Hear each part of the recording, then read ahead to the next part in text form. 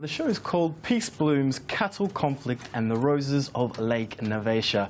It's at the Hoxton Gallery until Sunday, and to tie in with Valentine's Day, the photographs are displayed alongside a pop-up flower stall. Now, Phil Vernon helped pull the event together, and he joins me now. Thank you for coming on the programme. My first question, of course, would be, if we went down there, what are we going to see exactly? Well, it's a beautiful gallery. It's in the arches under the railway, so you walk into the gallery. And the first thing you'll see is the pop-up flower shop, and we definitely would like people to buy a rose from Kenya for their loved one tonight or tomorrow. They'll be contributing to the Kenyan economy. They'll be contributing to the charity International Alert, just put the thing together. And it's a way of thinking about, I think, about what are the issues in Kenya sitting here in London. Absolutely. I mean, that's interesting because, of course, it's Valentine's Day. One of, arguably the best thing for anyone to get, of course, is a rose. I notice you've got one here as well. How is that exactly tied in with sort of some of the issues that you're trying to highlight in Kenya? Well, so the exhibition has these roses and then a whole lot of photographs from Kenya as well. It's well worth going to see.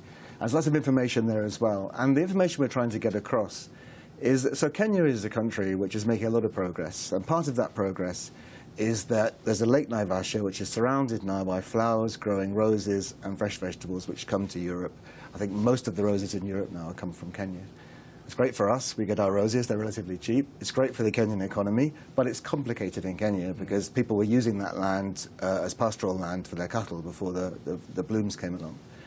And so it really... The Maasai, for example. The Maasai, exactly. So it kind of encapsulates the problems of progress in a country like Kenya, where you've got an economy which is moving from an agro-pastoral economy towards something more modern. This is now an export. So this is interesting. Let's just, on the economy side of things, 75% of people, this is in your report, by the way, are employed by agriculture, yet it only accounts for about 29% of GDP. Now, how does that happen, and what issues does that bring up? That is a very typical ratio in Africa. In fact, it's one of the better ratios. Normally in Africa, it's 85-15, so 85% of people working on the land, producing 15% of the economy.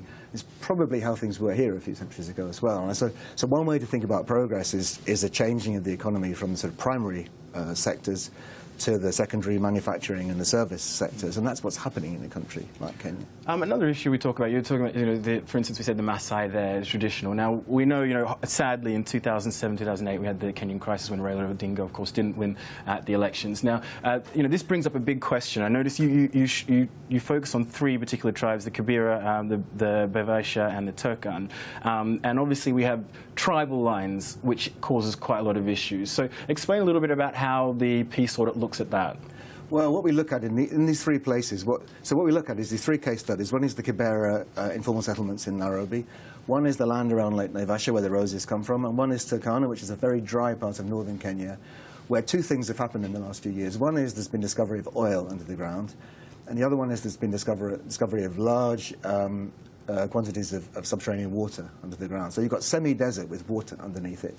So the tribal people living there, the Turkana, are living in a fairly traditional way still, extensive pastoralism, not modern.